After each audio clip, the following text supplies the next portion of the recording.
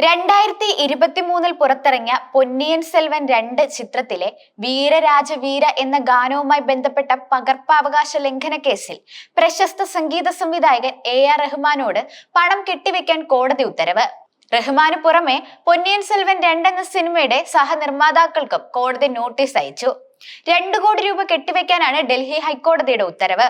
പ്രതികൾ കോടതിയിൽ 2 കോടി രൂപ കെട്ടിവെക്കാനും വാദിയായ ഉസ്താദ് ഫയാസ് വാസിഫുദ്ദീൻ ദാഗറിന് 2 ലക്ഷം രൂപ കോടതി ചെലവായി റഹ്മാനും മറ്റു പ്രതികളും 4 ആഴ്ചക്കുള്ളിൽ നൽകണമെന്നും കോടതി വിധിച്ചു. റഹ്മാനും സിനിമയുടെ നിർമ്മാണ കമ്പനികളായ മദ്രാസ് ടാക്കീസ്, ലൈക്ക പ്രൊഡക്ഷൻസ് എന്നിവർക്കുമെതിരെ ക്ലാസിക്കൽ ഗായകനും പത്മശ്രീ അവാർഡ് ജേതാവുമായ ഉസ്താദ് ഫയാസ് വാസിഫുദ്ദീൻ ദാഗറാണ് കേസ് നൽകിയത്. ജൂനിയർ ഡാഗർ സഹോദരന്മാർ എന്നറിയപ്പെടുന്ന അന്തരിച്ച ഉസ്താദ് N ഫയാസുദ്ദീൻ ഡാഗറും ഉസ്താദ് സാഹിറുദ്ദീൻ ഡാഗറും ചേർന്ന് രചിച്ച ശിവസ്തുതി അനധികൃതമായി ഉപയോഗിച്ചുവെന്നാണ് ആരോപണം. തന്റെ അറിവോ അംഗീകാരമോ ഇല്ലാതെയാണ് AR റഹ്മാൻ ഈ ഗാനം ചിത്രത്തിൽ ഉപയോഗിച്ചത് എന്നാണ് ഉസ്താദ് ഫയാസ് വാസിഫുദ്ദീൻ ദാഗർ പറയുന്നത്. ഈ കേസിലാണ് കോടതിയുടെ സുപ്രധാന വിധി.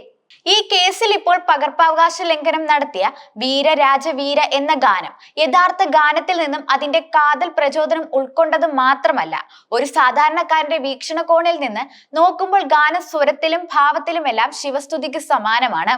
വാദിയുടെ അവകാശങ്ങളെ ലംഘിച്ചിട്ടുണ്ടെന്നും കോടതി കണ്ടെത്തി. എല്ലാ OTT ഓൺലൈൻ പ്ലാറ്റ്ഫോമുകളിലും ഗാനത്തോടൊപ്പമുള്ള നിലവിലുള്ള ക്രെഡിറ്റ് സ്ലൈഡ് മാറ്റാനും കോടതി നിർദ്ദേശിച്ചു. 1970കളിൽ ജൂനിയർ ഡാഗർ ബ്രദേഴ്സ് എന്ന് അറിയപ്പെട്ടിരുന്ന തന്റെ അച്ഛനും അമ്മാവനും ചേർന്നാണ് ശിവസ്തുതി രചന സൃഷ്ടിച്ചത് എന്നാണ് ഉസ്താദ് ഫയാസ് വാസിഫുദ്ദീൻ ദാഗർ വാദിച്ചത്.